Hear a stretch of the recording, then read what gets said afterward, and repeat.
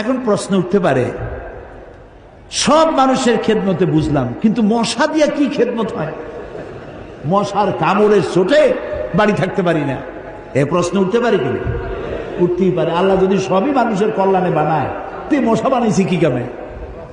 আপনি বোঝেন না, বোঝেন না। একটা মশা, একে সহজে মারাও যায় না। ওকে বহু কায়দা করে হাতটা আস্তে নিয়ে যেইটা মারবেন তার আগেই সে উড়ে চলে যাবে, খুব চালাক। এই মশা কি জন্য বানাইছেন আল্লাহ?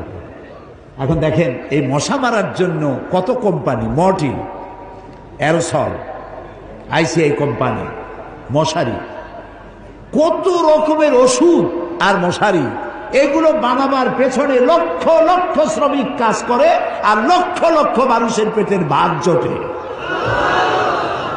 আপনি তো বুঝবেন না কোনটার মধ্যে কি জিনিস আছে, আল্লাহ বানাইছে কেন, তোমার মাথায় তো কুলাবে না। মশা আছে বলেই তো মশারি, মশা আছে বলেই তো মর্টিন বিক্রি হয় জন্মের মতো। এখন চিন্তা হইতো, তাহলে সাপ বানাইছে কেন? সাপ বানাইছে কেন তা জানুন না তো?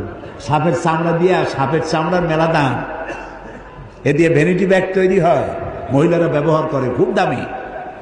আর সাপের বিষ, এটা দিয়ে ঔষধ তৈরি হয়। সব থেকে বিষাক্ত সাপ যেটা, যেই সাপের বিষ ব্লাড টাচ করার সাথে সাথে মানুষ মারা যায়, এই ধরনের মারাত্মক আফ্রিকান কোবরা, সেই সাপের বিষ দিয়ে মানুষের জীবন রক্ষাকারী লাইফ সেভিং মেডিসিন তৈরি হয়।